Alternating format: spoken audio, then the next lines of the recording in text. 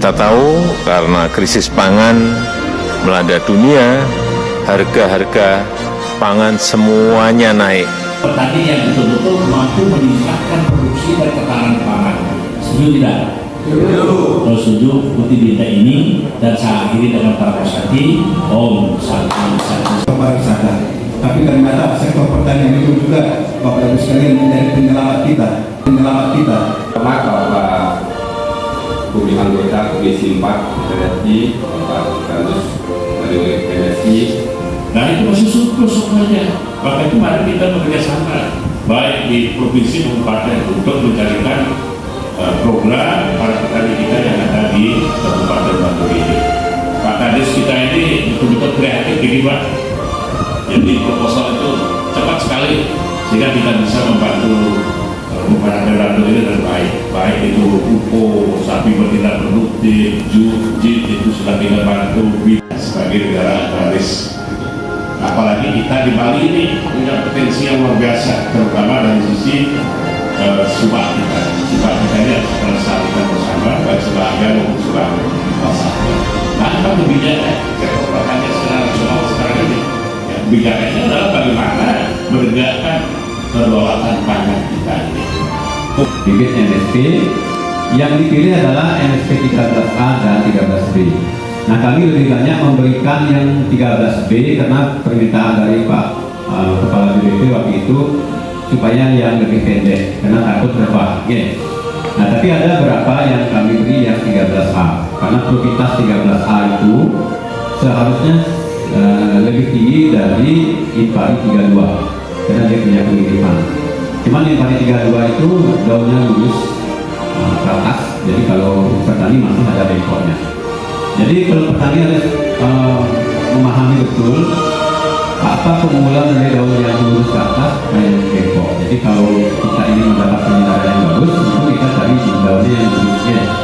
Tapi nanti juga kita lihat ketahanannya. Nah, untuk perlakuan dari awal kita harus tahu cara memilih bibitnya. Kalau bibit di NSP, komunitas NSP ini yang awalnya berkembang di Lampung menjadi benih lokal Lampung namanya, karena kita di kemarin pertanyaan dari Pak BPP, Pak kenapa bibit yang diberi dari NSP itu tidak ada sertifikat, label sertifikat karena kita berbasis komunitas. Ini pesan dari Pak Sono Danu sebagai pengembang bahwa kita memang harus betul-betul daulat pangan. Jadi kuncinya adalah kita mempertahankan hutan lokal dari hasil pengembangan hutan lokal. Daulat pangan dimaksudkan bahwa petani mempunyai kesempatan untuk memuliakan bibit itu sendiri. Jadi petani tidak boleh ketergantungan untuk membeli terus bibit. Dia harus bisa membuat sendiri. Jadi kami di NSP diajak untuk membina teman-teman yang ikut dalam komunitas bagaimana cara memuliakan bibit. Nah ini yang kita lakukan. Jadi cara pemilihannya kita pertama dengan ciri-ciri fisik ciri fisiknya kita lihat dulu dia itu bernas, bulirnya merata. Itu dari yang kedua, kemudian kemudian ada warna terang, kemudian asal muasalnya. Nah, perlu diketahui bahwa MSP Bali juga berkembang di Bandung, nanti akan kita kembangkan. Sementara ada di Subak Saradan, ada lokasinya di sini kayaknya. Itu 35 hektar. Yang awalnya diserahkan oleh bibitnya oleh Pak Mandewik itu hanya untuk 2 hektar. Jadi hanya dengan 15 kilo, kemudian menjadi 35 hektar. Nah ini sudah kita kembangkan, tapi tidak kita pakai bibit itu, kita jadikan beras. Dibantu oleh Pak Parwato untuk menjadi beras yang diceritakan tadi.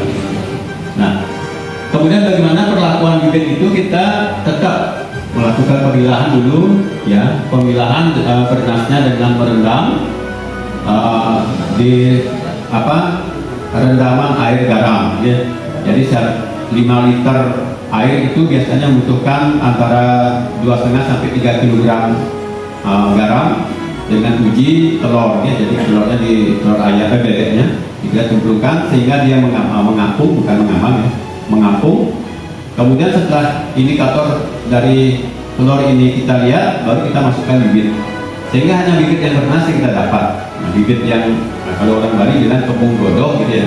Dia berisi tetapi sebenarnya tidak begitu terisi, itu kita buang. Nah, itu caranya Kemudian kita rendam. Kadang-kadang petani lupa, dia merendamnya hanya 12 jam. Yang kita anjurkan adalah 36 sampai 48 jam. Jadi 1,5 hari sampai 2 hari direndamnya. Nah, bisa juga kita nanti sterilisasi dengan menggunakan asap cair. Nanti kita juga akan bahas tentang asap cair ini sebagai promotornya. Jadi dia adalah pestisida, fungisida, dan bakterisida. Bahkan dari perkembangan Suronodanu, MSP juga punya asap cair yang bisa diminum. Ini untuk antivirus waktu COVID kemarin. Ini kemarin sampai Pak Presiden mengapresiasi ini. Ini asap cair yang bisa diminum. Nah, itu kita rendam dengan asap cair untuk menghilangkan patogen jamur, sehingga nanti tidak ada gejala potong leher pada saat pengisian kurir. Karena sebenarnya potong leher itu datangnya dari saat perlakuan bibit. Dia jamurnya yang berkembang dari awal. Jadi kita rendam dengan asap cair. Ada sejenis anti jamur. Nah, sebenarnya pengembangan dari bibit Suronodanu ini yang awal itu sudah dilakukan perlakuan membangun kekebalan terhadap jamur dan patogen.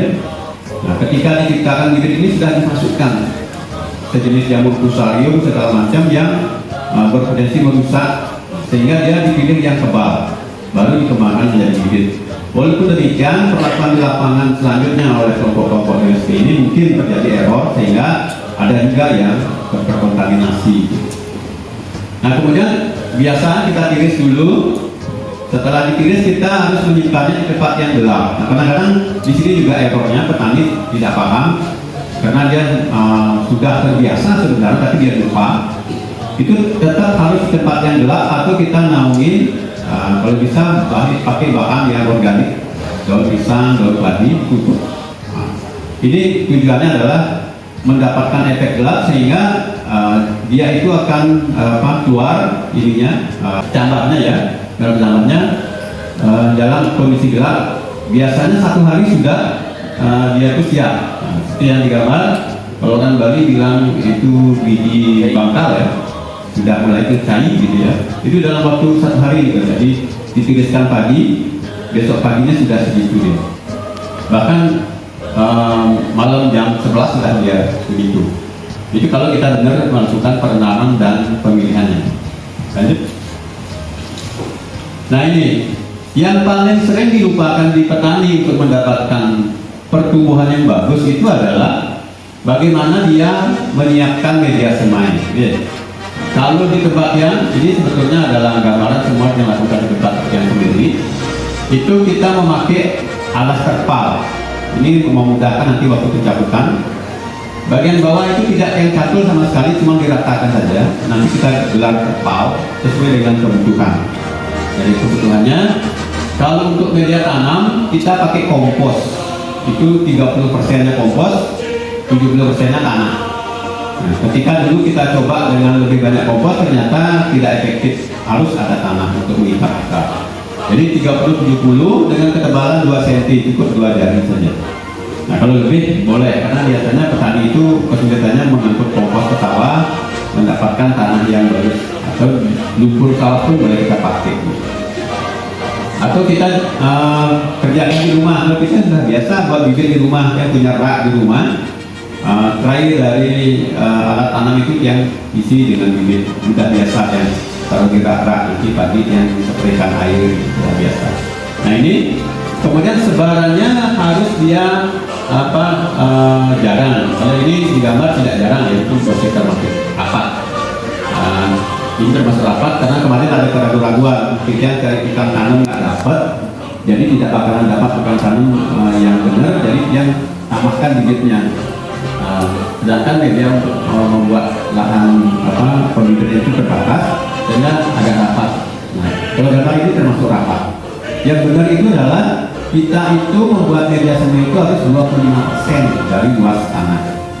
Jadi kalau kita lihat gambar di Jawa, kok orang buat bibit itu sampai luas begitu gitu. Itu sebenarnya dia melakukan praktek yang benar. Kalau 1 hektar itu kita butuh 4 area sebenarnya pembibitan. Aneh ya, kelihatannya aneh gitu. Kok luas sekali. Jadi 1/25. Nah itu jadi yang luasnya 30 itu harus satu area yang buat pembibitan. Jadi dia harus sangat jarang. Kenapa sangat jarang? Supaya nanti waktu kita mencabut kita dapat bibit yang memang sehat, yang cukup penyinaran mataharinya juga pengambilan nutrisi di kompos itu benar. Nah di tangan dia itu ada gambar bagaimana panjang dari akar itu dengan perbandingan tingginya itu kita ideal. Jadi kalau bisa kita cabut bibit itu untuk ngecek benar nggak kita perlakuannya. Panjang akar atau lebih panjang daripada pertumbuhan pokoknya. Itu membuktikan bahwa dia punya kemampuan daya tumbuh natalitas yang tinggi. Jadi itu kalau kita udah benar lakukan pasti bisa seperti itu. Itu yang kita lakukan. Kemudian kita lakukan dulu pertama setelah sebar itu kita tutup kalau bisa ada abu dari keramik ataupun apa yang untuk menutupi mendapat efek gelap. Jadi sinar matahari tidak tentu masuk juga mendapatkan pori-pori dari pada tanah. Lalu kita tutup dengan alang-alang. Nah kalau di daerah sini bisa alang-alang kita pakai terpal kargo, jangan terpal yang rapat, terpal kargo boleh. Jadi kita tutup itu 4 hari. Nah penggunaannya sama mendapatkan efek gelap, kemudian nanti tumbuhnya akan merata. Setelah 3 sampai 4 hari kita buka, nah itu baru kita nanti mengecek pertumbuhannya. Kita cek juga kelembabannya. Kita jaga dia tanahnya lembab, jangan terendam. Jangan terendam. Jadi seperti gambaran di air itu di tanah itu segitu dia, jadi tidak terendam begitu dia hanya macak gitu saja. Nah setelah itu kita cek kesehatan akarnya, kemudian lakukan pemupukan bila perlu. Nah kalau praktek yang kita lakukan dengan modelnya yang dibawa oleh Pak Parwato itu kita memanfaatkan pupuk Green Parwato itu di lingkungan. Dia membuka kesempatan bersama Pak Nyoman Mulyana karena digunakan oleh Pak itu. Semua subak yang ada di Badung dari selatan sampai utara kita akan denpam minimal itu adalah per subak itu 5 hektar. 5 hektar. Tetapi tadi yang ditegur keras sama Pak Putu, tapi tidak apa-apa, memang begitu beliau, memang tegas. Saya ditegur, kenapa di Batam ini belum semua dibagikan pupuk? Dia itu tidak suka bertele-tele. Sekali lagi saya tidak suka bertele-tele. Ketika saya sudah koordinasi dengan Pekasek, meminta data segera beri, kalau tidak ada saya tidak akan layani. Kenapa begitu? Saya mau bekerja efisien.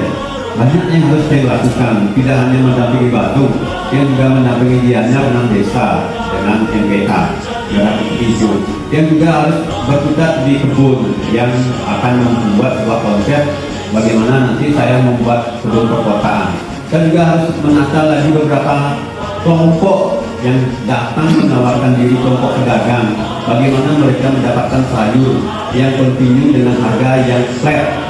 Tantangan buat yang ada sudah dari 2 minggu kemarin ada kelompok pedagang yang ingin mendapat sayur dengan harga flat.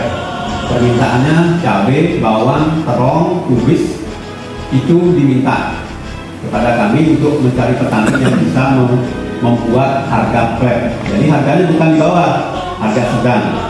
Kalau umpamanya terong hari ini harga 3.000. Kemudian lonjakan yang tertingginya adalah 7.000, ini umpama ya, padahal sekarang bisa 15 sampai 18. Kita dari 3 ke 7 kita letaknya 4,5. Kalau bisa petani 4,5 ke 42, kita ajak kerjasama nanti. Nah, fasilitasi ini adalah kerjasama antara gabungan pengusaha yang memanfaatkan itu dan kita sebagai petani. Kita hanya memfasilitasi nanti di kebun Kota Baru bagaimana itu tercipta. Benefitnya adalah ketika kontribusi kebun kelapa sawit itu kepada petani itu nanti win-win solution diberikan oleh petani sedikit, diberikan oleh petani sedikit, sehingga kita sama-sama bisa kerja hanya di adminnya saja. Cuman komunikasinya ini sedang kita bangun. Kelompok konsumen ini apakah serius atau tidak? Nah, data yang masuk ke kami itu baru 16 peserta yang memberikan data, tetapi memang mereka masih yang lihat menyembunyikan data sebenarnya dari sisi harga masih dia atau rendah. Tapi nanti komunikasi akan kita bangun. Kalau tidak ada kejujuran, kita tidak akan bekerja. Sama kalau pekasnya tidak mau memberikan data dengan cepat dan tidak valid, yang tidak layani. Tidak apa-apa yang ditegur, tidak apa-apa yang dimarah, asalkan hasilnya bagus. Itu maksud tiket. Lanjut. Nah, untuk menanam, ya, menanam kita harus perhatikan dulu pengolahan tanah yang betul. Nah, kalau dia ngamati memang daerah Ibu Benang ini banyak mengolah tanah itu bukan tidak benar ya. Yang maksud saya itu yang lebih baik. Gitu. Karena di sini nih kebanyakan petani itu berpikirnya memang sesuai dengan anjuran dinas pertanian supaya kita bisa nanam 3 kali dalam waktu setahun. Tetapi mereka itu terlalu terburu-buru tanpa memperhatikan bagaimana sebenarnya proses penumbuhan tanah ini yang dilupakan. Harus mengerti dengan proses penumbuhan tanah. Jadi pada gambar di bawah itu ada contohnya akar, kemudian yang sebelah kanannya itu adalah pemakaian kimia, dan sebelah kiri adalah kombinasi pemakaian kimia dan bagaimana kita memanfaatkan bahan organik untuk penumbuhan tanah. Tanah itu perlu ditumbuhkan ternyata, sehingga tanah ini betul namanya tanah untuk lahan tumbuh. Jadi bukan sekedar media tanam, jadi berbeda. Kalau mau media tanam ya berhidroponik aja, belajar nanti sama Pak Dede teman yang di depan, media hidroponik. Belajar aja, jadi nggak usah media tanam. Gampang kok, tapi kita perlu sedikit modal. Nah, kita perlu menumbuhkan tanah itu mengembalikan jerami kemarin yang lihat kebanyakan dibakar. Seharusnya dirabas halus, kalau memang mau buru-buru dirabas halus. Jangan masukkan air buru-buru. Dilayukan dulu, kena sinar matahari sampai dia kering, paling dia cuma 2 hari. Setelah itu baru kita masukkan air. Nah, kalau bisa sebenarnya jerami nggak usah dikasih macam-macam aktivator, nggak perlu, karena dia itu memang cepat terurai. Nah, udara sekitarnya sudah cukup untuk terurai, bahkan pada batangnya sendiri karena ada kita pupuk segala macam dia cepat terurai. Baru masukkan air setelah dia namanya jerami kering. Jadi jangan jerami basah langsung kita masukkan air, itu akan menjadi patogen ya, akan menaikkan suhu amoniaknya ke atas, sehingga ini yang merusak tanah nanti gitu. Nah, beberapa petani saya lihat disikat habis lalu dibakar karena akan membajak. Tapi dia maklumi untuk daerah perkebunan ada kesulitan untuk tukang traktor ya. Traktor ini mereka punya traktor sendiri. Traktornya traktor yang mini, jadi memang kalau jeraminya tebal susah traktor ini. Jadi sikalnya tidak bisa sikal tebal ya. Saya maklum itu, makanya siang kalau ketemu petani tidak ngajarin, dia hanya diskusi saja. Karena pola petani begitu, nggak mau diajar. Bukan bagaimana, karena mereka punya metodenya sendiri. Dia hanya diskusi mengingatkan saja. Jadi kita buatkan dulu pembenahan tanah dengan jerami itu jangan dibakar, kalau bisa kita rabas, kalau kita olah tanah sehingga terjadi penumbuhan tanah kembali. Karena sebenarnya kesuburan tanah yang ideal pada tahun-tahun 80 ke bawah itu adalah 5% jumlah humusnya ketimbang dengan tanahnya. 5% saja. Tapi kalau kita ukur sekarang sebenarnya tidak ada yang 5%, di bawah 2%. Ini yang ingin tekankan kembali bagaimana nanti kita membangun meningkatkan kualitas tanah. Sebetulnya kayak ada videonya karena ada waktu, dengan letak-letak terlalu panjang itu 7 menit, ada videonya. Nanti kalau ada yang mau silakan copy di komputer tanah. Nah, kemudian ingat, tidak bakar jerami, kemudian kembalikannya, kembalikan dengan tinta dalam sebenarnya yang bagus, kita balik. Biarkan dulu dia 2 minggu, lalu kita akan lakukan dia perontokan ya. Jadi masukkan kalau kita punya pupuk kompos atau ya bahan-bahan organik, cuman kalau kita bentuk pupuk sampah tumbuh ya, sampah daun, masukkan ke bawah, itu kita bawa nanti baru kita cacat untuk buat pelumpuran. Ya, pelumpuran seperti dalam itu, dia bentuknya pelumpuran, nanti baru kita ratakan. Nah, di dalam prakteknya sebenarnya, ini karena komunikasi dengan pekasnya tidak bagus, jadi dia banyak menyesalkan kalau kita yang beri dia pengertian ternyata kurang paham, bilang dia tapi nggak dijalankan.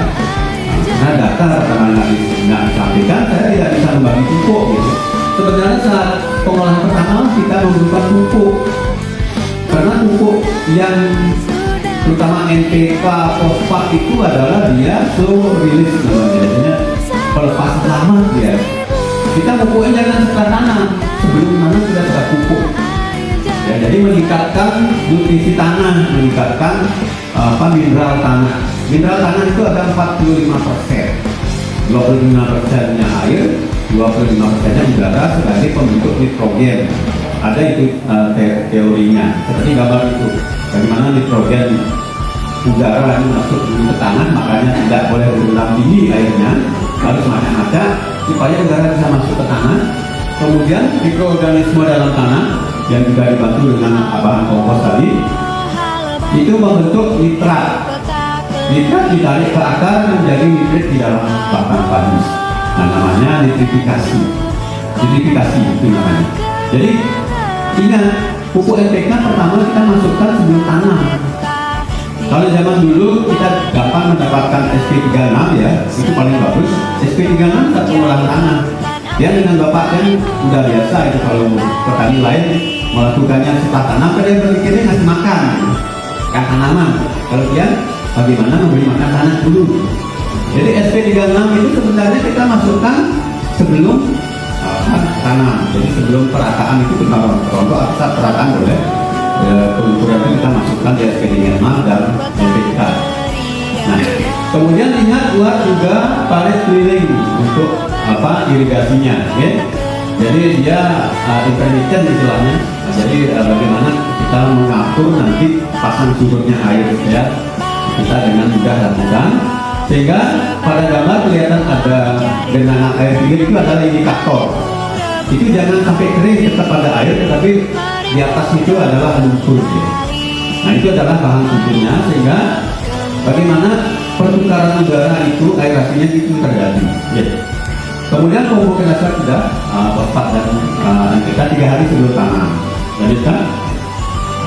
Nah pola menanamnya adalah ya, jadi kita tanam bibit itu usia muda. Kalau dilihat di video 3 itu dia menanamnya cuma umur 9 hari. 9 hari, bayangkan 9 hari cuma segini ya. Hanya 9 cm karena per hari dia 1 cm. Tapi dibantu dengan pupuknya Pak Parwato bisa ya 11 cm. Karena pupuk Pak Parwato ini bagus, cuma harga memang agak tinggi. Sebagai bocoran, kalau petani kerja 1 hektar, Pak Parwato itu menyumbangnya 2 juta. Karena per kilonya harganya 100.000. Bayangkan, begitu Pak Parwato membantu. Jadi bibitnya muda, umur 9 sampai 14 hari.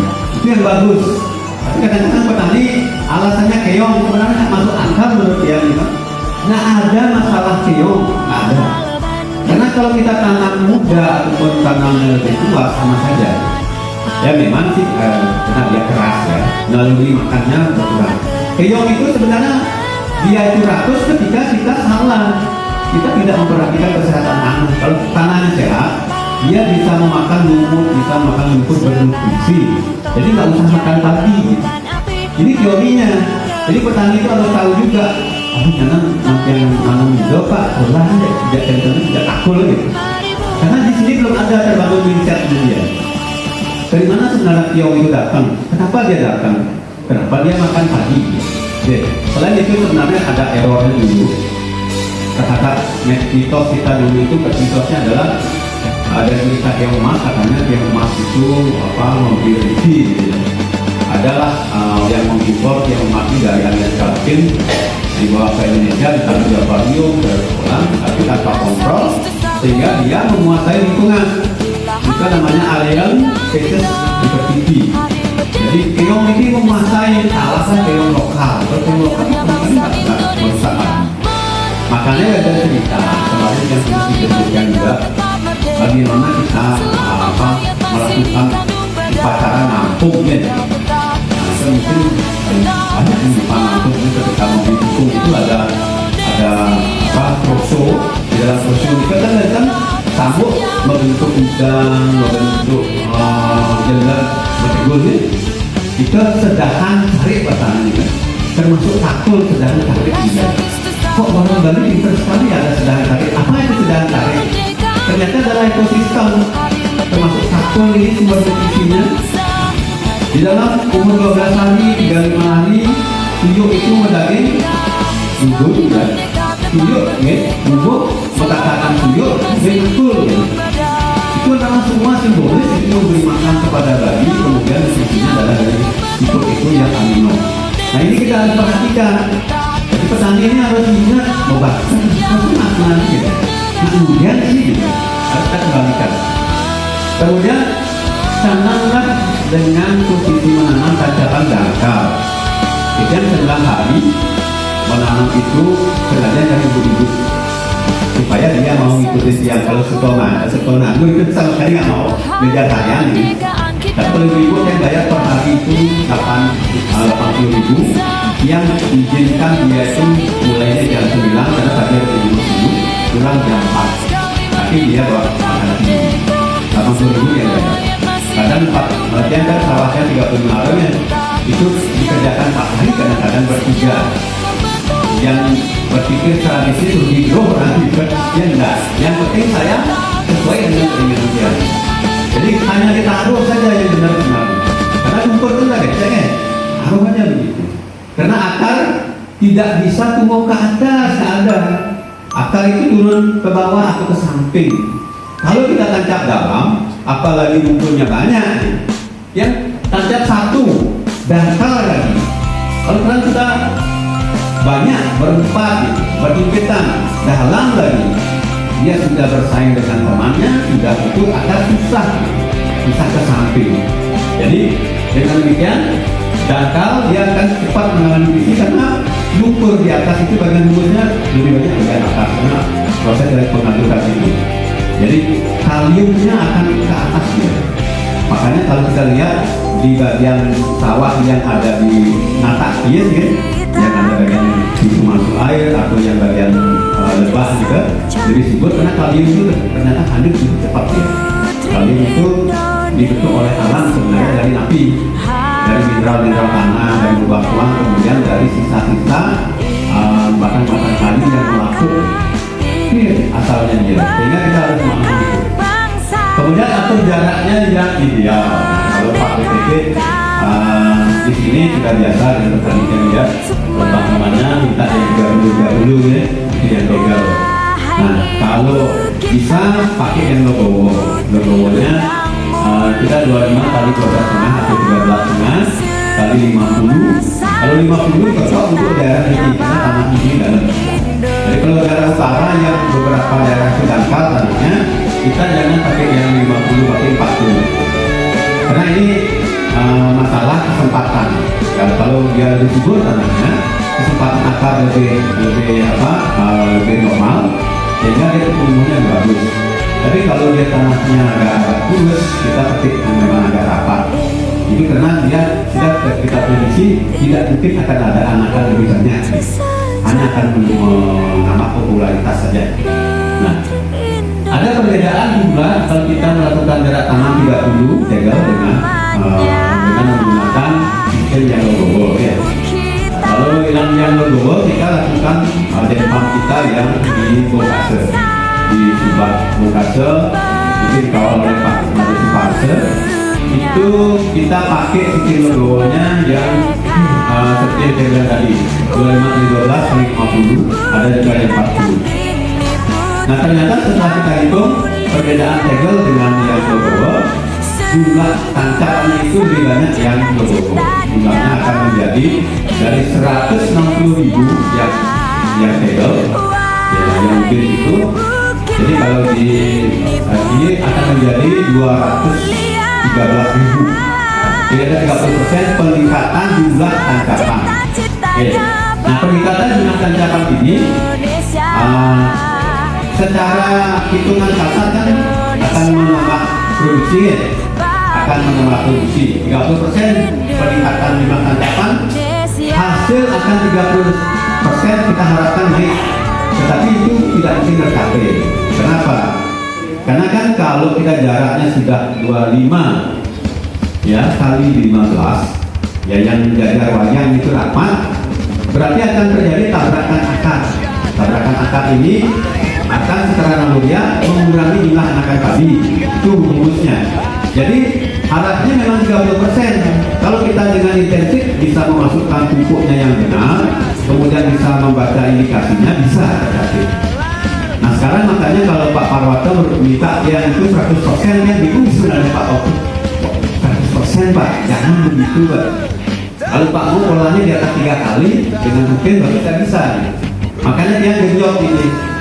Yang paksa Pak Bukti itu keluarkan per hektarnya 20 kilo. Standarnya 15 kilo. Paksanya kan, namanya Pak Nur yang nyak dulu gitu, dia nggak tahu gitu. Jadi dia mau pertama perbaiki lahannya, tanahnya dulu. Jadi di situ dia minta ada tanah itu. Berikutnya baru yang ke-15, berikut oleh 9 Pak. Nah, tergantung orang ya. Ya, kalau umpamanya masih ada modal ya terus yang masukkan itu. Terakhir baru 9 pupuknya Pak Wakil saya masukkan untuk yang kuatkan tanah. Oke. Jadi tidak mungkin 30% sebenarnya. Tetapi kalau kita tambahkan dengan intensifnya mungkin tercapai. Jangan berharap 100%. Oke. Karena kan kita ya kalau petani mau ikutin pola yang memasukkan bahan organik komponen tanah, ya, harus masukkan kompos segala macam, itu harus kita lakukan. Sementara kan enggak sama sekali bisa, karena tidak boleh mengajak kami di sini. Oke, nah ini pola pengukuran yang dianjurkan adalah bagaimana -3 sebelum nanam kita sudah memasukkan fosfat atau NPK per hektar minimal 100 kilo. Nah ini penyediaan hara sampai dia berumur 1 bulan nanti ini. Hara dari NPK. Nanti fosfat itu dalam menumbuhkan akar dan pembentukan batang. Nah, di sini kalium juga sama prinsipnya pada masa vegetatifnya. Kemudian di umur 7 hari sampai 10 hari kita masukkan itu urea 100, NPK-nya cukup 50 karena kita sudah punya stok yang pada awal. Yang 50 ini sebenarnya untuk merangsang ke nutrisi berikutnya. Oke, itu aturan yang baik. Kemudian di umur 35-40, ureanya 50, kita turunkan ureanya, NPK-nya kita naikkan sedikit. Nah, ini untuk memegang nutrisinya ketika dia usia di atas 60 nanti. Nah, itu konsepnya. Nah, ada sedikit catatan dengan padi sertani. Ini kan konsepnya adalah padi-padi umum. Lalu padi sertani itu dia sarankan bila perlu tidak memakai urea. Karena padi ini diciptakan itu asalnya adalah padi lokal langsung yang memang minus air dan juga polanya organik. Jadi kalau kita mampu mengurangi pemakaian urea, indikasinya nanti akan terlihat pada saat hampir panen itu daun. Ya, daun akan terbakar kalau kebanyakan urea. Kemudian pengisian buah juga kebernasannya berkurang. Oke, makanya kalau yang ini karena yang petani organik, jadi kita sama sekali tidak memakai urea, hanya kadang-kadang pakai NPK dan fosfat saja. Jadi pahami, apakah petani organik tidak boleh memakai pupuk sintetis? Sebenarnya yang mendapat sertifikat organik apa sih? Yang mendapat sertifikat organik adalah judulnya adalah budidaya padi organik, bukan pada hasil berasnya. Kalau beras organik ada, budidaya ada. Kalau kita lihat semua ada pada sebetulnya. Oke, jadi pahami itu. Masih memakai NPK dan fosfat dalam jumlah yang kecil, tapi lebih banyak yang ambil fosfat dan ininya dan urea itu dari kotoran sapi. Makanya kalau di sini saya nggak bisa hadir kelompoknya yang nukluk ya, kelompok nukluk udah hadir ya, benar sih gitu. Nah, kita terima kasih. Pupuk yang nukluk itu sudah memproduksi kompos. Dari pupuknya sudah terjual, dibantu Pak Peneman Bagiannya kemarin untuk starter awal sehingga mereka mau bekerja itu terbantu sudah 2 tonan yang pertama, dan kemudian ada order lagi dari desa-desa yang sedang menjalankan program ketahanan pangan desa seperti desa Sading umpamanya, dia sudah mampu menjual. Nah, ureanya datangnya dari situ. Jadi ureanya dan bahkan yang sebenarnya mengimpor kotoran kambing dari Jawa. Jadi untuk bulan ini yang tahan dulu karena ada kasus PMK, nanti adalah pengendalinya ada di sini. Nah ini yang kita perhatikan. Kemudian jangan lupa untuk melakukan pengendalian gulmanya. pengalihan gulma sekaligus pengadukan pupuknya kalau ada umpamanya ada pokoknya. Tapi memang secara kesehatan kalau kita sedang memupuk di sawah lalu kita aduk, kita akan terpapar ya, karena ada penguapan dari amonia. Nah, lakukan penyiangan itu tujuannya adalah pertama menghilangkan gulma, kemudian yang kedua memutus akar. Jadi kalau akar padi kita putus sehingga akan memecah diri menjadi lebih banyak, kesempatan dia untuk mencari nutrisi lebih banyak akan tercapai. Ini yang akan membantu nanti pembuahan ke atas. Nah, secara teori kalau kita melakukan penyiangan padi 3 kali itu akan meningkatkan persentase peningkatan hasil itu hampir juga 30%. Nah ini petani itu kalau diberi pengertian, kadang dia berpikir tapi melakukannya jarang. Nah kalau yang itu memang biaya produksinya cukup lumayan tinggi, tetapi hasil panennya sangat berharga. Bayangkan dia membayar 80.000, sebenarnya di rumahnya itu idealnya 60.000, tapi kasihan dia sama 1.000 karena dia harus kita jaga juga harus penghasilan. Pertama menanam, kedua untuk penyiangan gulma itu yang sewa ibu-ibu, karena yang sendiri memang tidak kuat untuk melakukannya sendiri. Itu 3 kali. Jadi saat dia akan pemupukan setelah pemupukan yang pertama, jadi 7 hari, 10 hari dia mupuk, habis itu kalau kondisi sudah aman, itu di siang kita mengaduknya, memotong akar, kita terus mau mengaduk lumpurnya. Jika di umur 12 sampai 15. Sebelum memupuk yang kedua di umur 30-an kan juga dia menyiangi. Kemudian yang terakhir kontrol pada saat 40-an hari itu sejak masa-masa primordial itu yang kita lakukan pengontrolan, tapi biasanya sedikit belum ada. Nah itu wajib kita lakukan. Lanjut. Nah sekarang kita bicara tentang promotor pengendali OPT ya. Jadi promotor itu maksudnya bukan kayak tinju, tapi memang iya seperti itu. Nah di sini kita perkenalkan seperti anjuran dari Pak Tonodano bahwa pengendalian hama, pengendalian dari patogen di dalam padi itu sangat bagus memakai yang organik adalah asap cair. Ya. Ini asap cair dari batok kelapa yang diproduksi di rumahnya yang sudah punya alat destilasinya. Jadi dia membuat arang dan asapnya ketimbang kebuang kita coba dengan pipa, kemudian kita buatkan pendinginan sehingga dapat asap cair. Jadi namanya asap cair grade 3. Jadi yang grade 3, kemudian ada grade 2, ada grade 1. Nah yang ini grade 1. Tapi grade 1 yang belum bisa bikin karena alat ini destilatornya ini dengan pengawasan ketat, dia harus melalui tiga fase penjernihannya ini.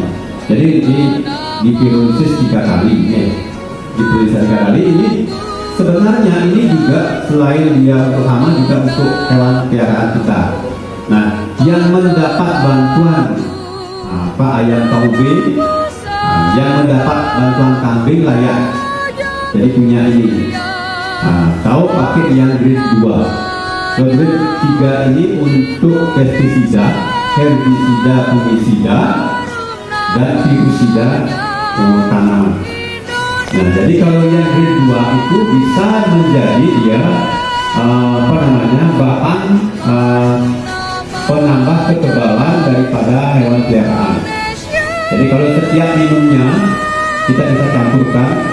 Jadi campurkan yang grade 2, grade 2 yang untuk hewan. Juga grade 2 bisa mengawetkan ikan. Kalau kita punya ikan laut, menghilangkan amisnya kita spraykan, dia seperti efek formalin dia. Nah itu kita kasih dia 1 liter itu cukup dia itu 2 tutup ini per liter untuk minumnya hewan, biarkan sapi, biarkan kambing, ayam, yang grade 2, yang grade 3. Itu akan menambah peningkatan kekebalan. Apalagi kalau kita membuat sendiri di rumah, biocarnya, jadi kan ada remahnya dari pembuatan arang remah itu biochar itu kita jadikan taburkan di sawah untuk meningkatkan kualitas tanah boleh, atau sebenarnya kita campurkan di pakan ayam itu boleh, pakan sapi itu boleh untuk meningkatkan metabolisme di dalam pencernaannya dia. Oke. Nah ini adalah grafik hasil penelitian dari salah satu universitas bagaimana mereka meneliti bahan-bahan dari arang itu. Jadi yang kasih warna hijau itu adalah tempurung kelapa. Nah, promotor dari pengendali OPT itu kita ambil dari fenolinnya. Kemudian karbonil, ya, yang dua bahan ini karbonil itu membuat efek asam. Kemudian dari segi keasaman bahan dari tempurung kelapa ini mencapai 11,39, dia cukup tinggi.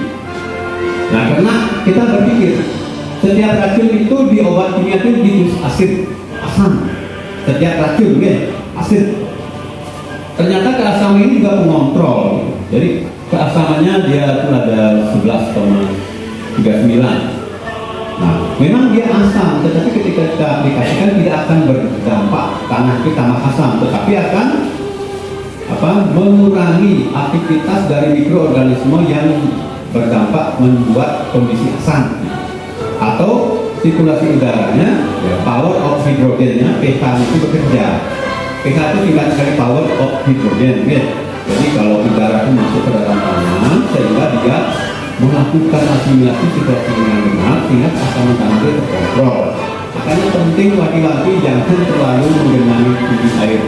Oke, itu jadi tingkat asamnya 11,39 sehingga ini menjadi produk asap air yang paling unggul kalau kita pakai.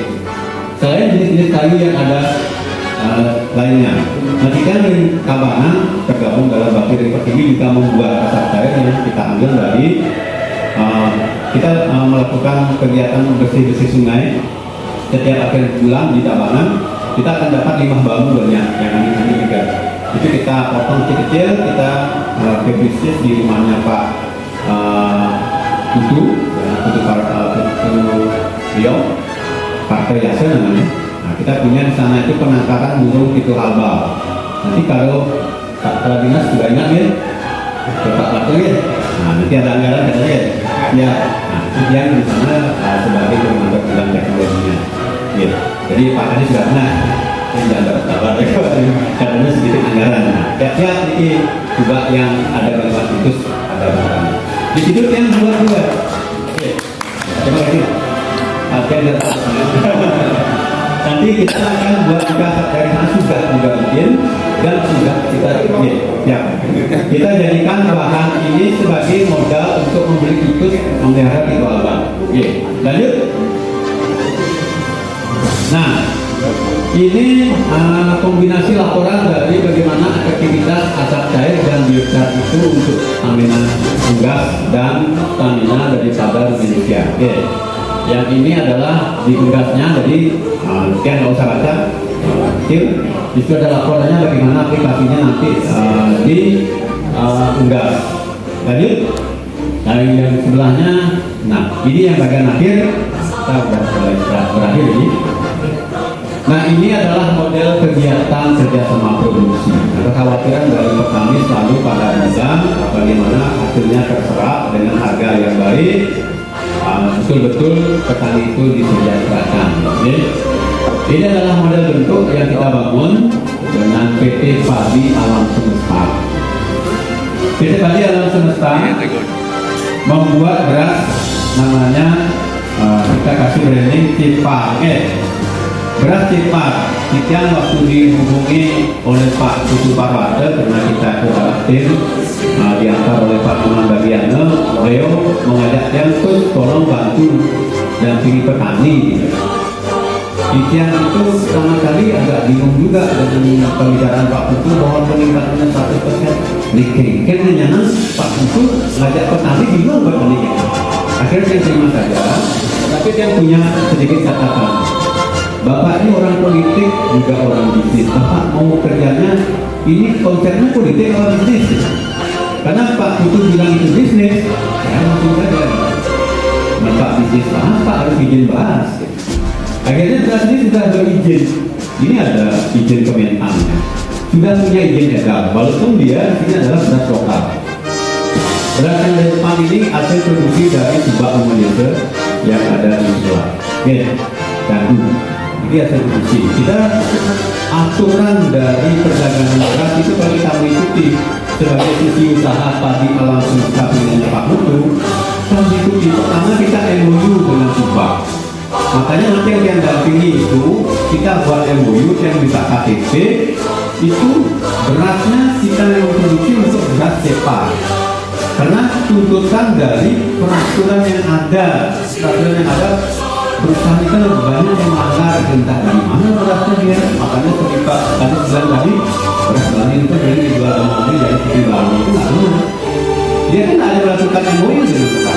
Kalau Pak Putih melakukan itu, Pak Rahman nggak ini ya. Oh siap. Nah ini dia punya tanda tangan kemarin. Yang punya coba dengan Pak Putu. Nanti yang lain bisa akan ikutnya. Yang itu berprogram. Ada tanda tangan MOU. Nah kemudian MOU ini kita laporkan ke Dinas Pertanian bidang sertifikasi. Hasil MOU ini kemudian diklarifikasi. Datanglah orang dinasnya menelpon Pak Rahman. Benernya Pak itu Pak. Benar, boleh saya berkunjung, dicek. Seperti ini tadi alam semesta ini gabah di Pekaseh ini. Anggap Pekaseh saja padahal mereka itu ini dan repot ngurusan petani, ngurusan mainnya. Narik terus ke bank ratusan juta, dapat akhirnya. Jadi itu ada satu Pekaseh kaya, jadi kaya apa nih? Nah, kaya kita mau tidak bapak motornya kan terus. Begitu dilakukan. Nah hasilnya itu kemudian hilang Pak. Jadi beras ini tidak langsung beredar. Produksi pertama dulu dibawa ke Sukindo. Di dalamnya sekitar 30 juta. Transportasi lagi kemudian dihitung mana terpilih juga dalam. Habis lah dia dituntut ini ada jelek. Dari Pak Nyoman ini sampai lingkungan ini gara-gara selit di Batu mungkin 6,0-an dengan ini dengan itu akhirnya kita buat MOU dengan penyosokan. Ketika di penyosokan ada yang ada masalah apa itu? SOP, minta SOP. SOP itu standar prosedur di penyosokan. Soalnya SOP yang di pertanian. Ampunan itu SOP di pertanian belakangan baru kita lakukan sekarang gitu. Tapi itu sudah beredar waktu masalahnya. SOP yang diperlukan pun diminta itu diapakan berapa? Nah SOP-nya ternyata yang bagus itu begitu panen dia harus langsung dibawa pengeringan minimal jarak terpanjang itu adalah 8 jam. Jadi itu sudah tidak fresh, sudah nggak lagi. Jadi jangan gabah itu jangan begitu panen didiamin, harus langsung dikeringkan. Minimal yang jemur manual boleh 4 hari 2 kali lah. Oke, 8 jam. Kemudian dikeringkan, kemudian kita proses jadi beras. Umpamanya kamu disimpan dia kadar air jadi 12%. Kalau langsung proses boleh 14%. Jadi 14%. Nah keunggulannya 14% tentu dari beras yang dihasilkan. Jadi lebih produktif kalau untuk kita jadi pengusaha. Kalau kita hanya menyimpan di rumah, simpan dengan kondisi kelembaban itu adalah 14% kadar airnya. Ini 12% tapi 14%, 12 ya. Nah, kemudian bagaimana packingnya? Nah, packingnya karena ini packing darurat sebenarnya bukan ini packing aslinya. Kemarin saya kerja oleh salah seorang berbetul bisa ada pengadaan subsidi beras untuk warga. Jadi petani diberi kesempatan memberi beras murah seperti itu. Jadi ini darurat masih sebenarnya plastiknya bukan ini, plastik tipis ini. Jadi plastiknya tebal, aman dan logo pun terdaftar. Ini terdaftar lagi ada masalah. Ini harus ada izin lagi dari Kemenkumham. Ada lagi banyak sekarang. Oke. Kemudian SSOP ini yang pikir kalau masuk di penyosokan itu hanya bawa gabah, kemudian dikeringkan, disosok, dikemas, enggak. Sampai SSOP itu tempat cuci tangannya di mana Pak? Kalau orang masuk sini pakai sepatu, bagaimana harus dilepas? Apakah bagaimana? Oh ternyata banyak lagi. menandatangani SSOP itu sampai 8 lembar. Jadi, peraturan A, peraturan B, peraturan C. Begitu perlakuannya yang benar.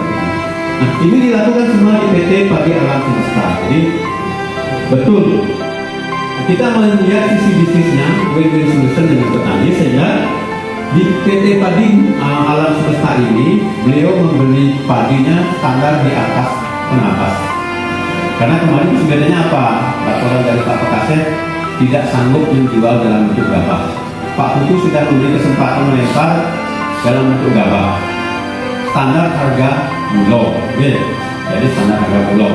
Jadi bukan harga permainan, karena kenapa kita bermain di bawah. Akhirnya kita kemarin belinya 225. Sebenarnya sudah biasa 250 sampai 300 itu biasa sudah itu. Tapi waktu musim itu kena kelangkaan penagas, jadi agak ada kebingungan lah. Akhirnya Pak Putu ngambil 225. Jadi nanti kalau harganya lebih bagus ya lebih bagus kan ini, apalagi yang lebih bagus. Nah ini harga beras sementara adalah 8.800 untuk kemasan 25 kilo, 9.000 untuk yang 5 kilo. Ini kesempatannya petani boleh membeli ke perusahaan Pak Putu dengan harga itu. Kalau BUMDes dibeli dengan harga itu juga, tapi silahkan dinaikkan di penjualannya. Nah, untuk mempercepat waktu, nanti kalau tidak ada yang kerjasama seperti ini, silahkan membuat kelompok sendiri. Nanti kita dari ganti baru Pak Imam Riano yang memimpin akan membangun hal yang sama per kelompok, sehingga kita kalau tidak bisa bergabung dengan PT, kita bisa nanti bangun sinerginya. Demikian karena kebanggaan untuk galahnya, nanti Mas Tri silahkan ambil videonya, juga silahkan ambil. Matur semua. Oke, tepuk tangan untuk Pak Budi yang luar biasa, Pak Budi. Oke, dalam ketiga